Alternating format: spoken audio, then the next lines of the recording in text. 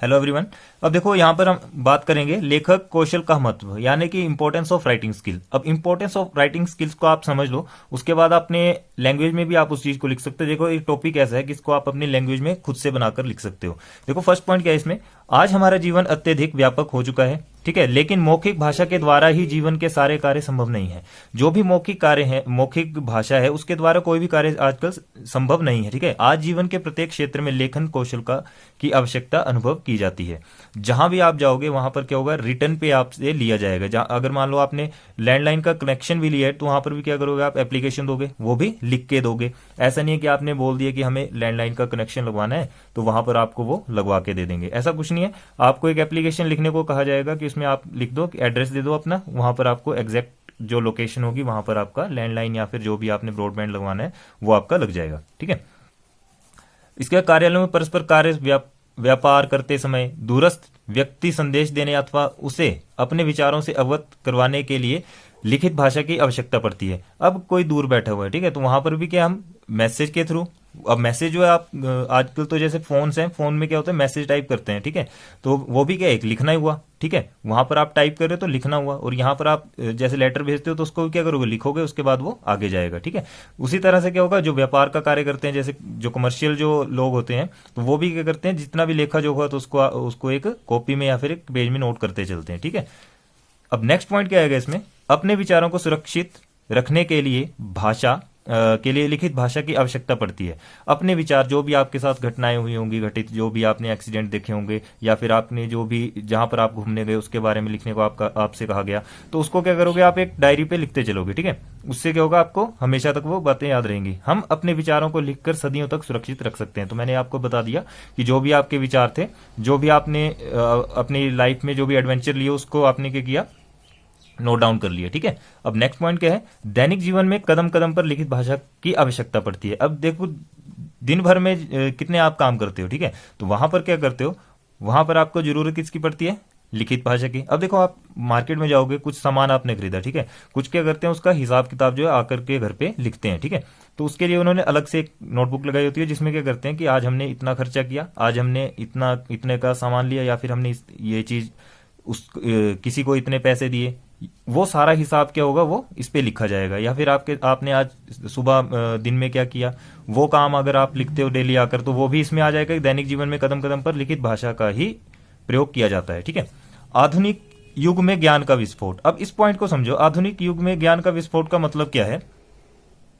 देखो जैसे जैसे बच्चे की उम्र बढ़ती है, वो बड़ी हाई क्लासेस में जाता है, ठीक है, तो उसको सब्जेक्ट भी क्या होंगे, ज्यादा लगते हैं, ठीक है। इंग्लिश लगेगा, एसएसटी के 5 सब्जेक्ट हो जाएंगे, साइंस लगेगी, उसके साथ साथ और भी बहुत सारे सब्जेक्ट होंगे, ठीक है। तो उसमें क्या है कि बच्चा क्या करेगा, जैसे क्लास में लेक्चर डिलीवर किया जा रहा है, ठीक है, लेक्चर को वो सुन रहे हैं, लेकिन कुछ जो इंपॉर्टेंट पॉइंट्स हैं उनको क्या करेंगे, वो नोट डाउन करते चलेंगे। तो आधुनिक युग में ज्ञान का विस्फोट इसी को कहा जाएगा कि जो भी इंपॉर्टेंट पॉइंट्स आपको लगते हैं, अच्छे लगते हैं बच्चे को, तो वो क्या करेंगे, लिखते चलेंगे। और काफी समय तक याद रखने के लिए, यानी कि उनको जब एग्जामिनेशन टाइम में जब हेल्प उनकी हो सकेगी, तो वो क्या करेंगे, अपनी नोट्स बना लेंगे, अच्छे से नोट्स बना लेंगे। नोट्स बना के क्या, वो उनको पढ़ने की आदत पड़ती रहेगी, ठीक है, उनको वो पढ़ते रहेंगे, और जहां पर उनको डाउट लगेगा तो अब तब वो क्या करेंगे, उन नोट्स की हेल्प से उन क्वेश्चन को सॉल्व करेंगे, ठीक है।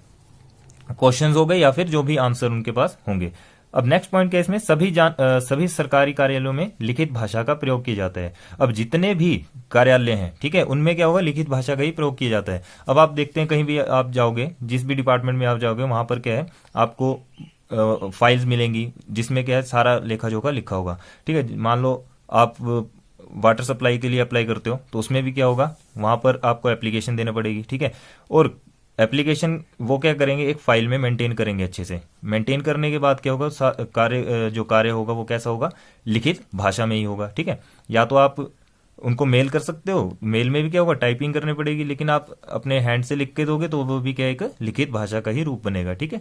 तो अब देखते हैं इसके आगे क्या है, नेक्स्ट पॉइंट। देखो नेक्स्ट पॉइंट है, लिखित भाषा के माध्यम से ही देश विदेश के ज्ञान को अर्जित किया जा सकता है। देखो लिखित भाषा के माध्यम से कैसे, अब लिखित भाषा के माध्यम से हम क्या करते हैं, जो भी हमने चीजें सीखी हैं, देखो वैसे तो हम हिंदी सीख रहे हैं, ठीक है, हिंदी लिखना सीख गए, फिर उसी की हेल्प से क्या करेंगे, हम कुछ समय के बाद हमें इंग्लिश सिखाई जाएगी, तो उससे क्या देश विदेश की जितनी भी जानकारी हमें ज्ञान को अर्जित कर सकते हैं, उनकी भी लैंग्वेज को हम सीख सकते हैं, ठीक है। इंग्लिश भी सीख सकते हैं, अमेरिकन इंग्लिश भी, अमेरिकन जो लैंग्वेज है इंग्लिश वगैरह, वो भी हम क्या कर सकते हैं, सीख सकते हैं। ठीक है, तो उससे क्या होगा, लिखित भाषा के माध्यम से ही वो चीजें सीखी जाएंगी। ठीक है, तो ये थे कुछ हमारे इंपॉर्टेंस। अब देखते हैं इसके एम्स क्या है, लेखन कौशल के उद्देश्य, AIIMS of teaching writing skills. ठीक है, देखो इसमें क्या आएगा, वर्णों की ठीक और सुंदर बनावट लिखना व सिखाना। यानी कि वर्णों की, जब तक वर्णों का ज्ञान नहीं होगा, ठीक है, तो बच्चा क्या करेगा, अच्छे से लिख नहीं पाएगा। ठीक है, उनको पहले क्या करो, वर्णों का ज्ञान करवाओ, उसके बाद उनको ठीक से लिखना सिखाओ। ठीक है, उसके बाद क्या करो, उनकी जो राइटिंग स्किल्स हैं उनको डेवलप करो। कैसे करेंगे, उनकी अच्छी लिखाई बना करके। ठीक है, उनको लिखना सिखाएंगे और बाद में उनको बोला जाएगा कि आपने अच्छा अच्छा और सुंदर सुंदर उनको लिखना है। ठीक है, सुंदर तथा सुडौल लेख का अभ्यास करना। अब इसमें क्या है, सुंदर तथा सुडौल लेख, यानी कि सुडौल से समझ लो कि आपको सुलेख दिया जाएगा। ठीक है, वो क्या करना है, आपने अच्छा अच्छा लिखना है, और लिखने के जो वर्ड्स होंगे ना, वो भी कैसे होंगे, बिल्कुल एक्यूरेट होंगे, बिल्कुल अच्छे से साफ सुथरे आपने लिखने हैं, और ना तो ज्यादा बड़े होने चाहिए, ना तो ज्यादा छोटे होने चाहिए, मतलब मीडियम साइज के वो अक्षर आपने लिखने हैं। ठीक है, नेक्स्ट इसमें शुद्ध वर्तनी का ज्ञान करवाना। शुद्ध वर्तनी का ज्ञान करवाना, देखो जब तक आपको शुद्ध बोलना नहीं आएगा, ठीक है, बोलना नहीं आएगा, तब तक आप उस चीज को अच्छे से लिख भी नहीं पाओगे। तो सबसे पहले जो मेन इसमें पॉइंट आएगा वो क्या आएगा, कि आपको जो है वो शुद्ध वर्तनी, यानी कि बोलना आपको अच्छे से आना चाहिए। कुछ क्या करते हैं, जैसे शुद्ध को शुद्ध बोलते हैं। ठीक है, तो इस तरह की जो उनमें थोड़ी सी प्रॉब्लम आती है, तो उसको ठीक करना पड़ता है। अब कुछ लोग जो है स्टूडेंट्स को स्टूडेंट्स बोलते हैं। ठीक है, चलो स्टूडेंट्स तो ठीक निकल जाता है मुंह से, ठीक है, लेकिन जो शिक्षक होता है उसको क्या बोलते हैं, शिक्षक। ठीक है, तो उस तरह से वैसी वर्डिंग जो है यूज नहीं करनी है, जो शुद्ध वर्तनी है उसी का प्रयोग करो, तभी आप अच्छे से लिख पाओगे। अब देखो शिक्षक बोला गया, तो शिक्षक में क्या होगा, शी लिखेंगे, स लिखेंगे और क लिख देंगे। ठीक है, तो वो क्या गलत हो जाएगा। अब नेक्स्ट पॉइंट क्या है, छात्रों को वाक्य रचना के नियमों से अवगत करवाना। जो भी वाक्य रचना है, ठीक है, अब वाक्य बनाने भी बच्चों को आना चाहिए। ठीक है, वाक्य बनाने में बच्चों को आना चाहिए। ऐसा नहीं कि बोल दिया और उनसे कहा गया कि आपने इसको लिख के लाना है, जैसे हमने क्लास में बोल दिया, शॉर्टकट में हमने बोल दिया। ठीक है, उनको बोलेंगे कि आपने इसको अच्छे से बना के लाना है, तो उनको पहले क्या है, पूरे समझाओ, उसके बाद ही बच्चे क्या करेंगे, वो अच्छे से उनको लिख सकेंगे और अच्छे वाक्य बना सकेंगे। नेक्स्ट पॉइंट क्या है, विराम चिन्हों का उचित प्रयोग करने की शिक्षा देना। देखो जहां पर भी यूज होंगे विराम चिन्ह, पूर्ण विराम हुआ, हलंत हुआ, वो सारे क्या है, विराम चिन्ह जो वहां पर विसर्गे हैं, कहां पर विसर्गे लगेंगे, कहां पर पूर्ण विराम लगेगा, कहां पर क्वेश्चन मार्क लगेगा, वो सारी बातें जो है बच्चे को बताई जाएंगी। ठीक है, तभी वो आगे चलकर क्या है, वो लिखती बार क्या करेंगे, उसको यूज कर पाएंगे। नेक्स्ट पॉइंट है, छात्रों में यह योग्यता उत्पन्न करना कि वह अपने विचारों या भावों को लिखित रूप में व्यक्त कर सकें। ऐसी उनमें ऐसी योग्यता डालनी है बच्चों में, कि जो भी उनके विचार होंगे, भाव होंगे, मान लो किसी स्टोरी को लिख रहे हैं, ठीक है, तो स्टोरी को लिख रहे हैं, तो उसमें उनको बोला जाएगा कि आपने, जरूरी नहीं है कि जो आपके ग्रामर में दिया है या फिर आपकी जो बुक्स में दिया है उसी को आपने लिखना है, आपने क्या करना है, उसको अपनी लैंग्वेज में लिखना है। अब देखो कुछ टीचर्स क्या करते हैं, बोल देते हैं कि आपको जो गाइड्स में या बुक्स में दिया है उसी को आपने लिखना है। ठीक है, तो ऐसा कुछ नहीं है, आपको अगर उस टॉपिक की समझ है तो आप उसको क्या कर सकते हो, अपनी लैंग्वेज में उस चीज को लिख सकते हो। नेक्स्ट पॉइंट क्या है, साहित्य के प्रति छात्रों में रुचि जागृत करना। अब साहित्य के प्रति छात्रों में रुचि जागृत करने से क्या मतलब है, जो भी उनको हिस्टोरिकल चीजें दिखाई जाएंगी, ठीक है, हिस्टोरिकल चीजें दिखाई जाएंगी, उनसे क्या है, वो कुछ ना कुछ सीखेंगे। मान लो आपको ताजमहल दिखाया गया, ठीक है, तो ताजमहल के बारे में बच्चों को बोल दिया जाएगा कि आपने कुछ लिख के लाना है। ठीक है, उनको पहले समझाया जाएगा उसके बारे में कि इसका निर्माण किसने किया, कैसे किया, तो उसमें वो सारी बातें आएंगी और बोल दिया जाएगा आपको कि बच्चों आप इस चीज को लिख के लाओ। मतलब इस तरह से आपने टॉपिक को डिस्कस करना है कि उनमें क्या है, एक इंटरेस्ट जागे। ठीक है, इंटरेस्ट आए ताकि वो आगे चल करके उस टॉपिक को अच्छे से लिख सकें। लास्ट पॉइंट है इसमें, स्पष्ट व साफ साफ लिखने की आदत डालना।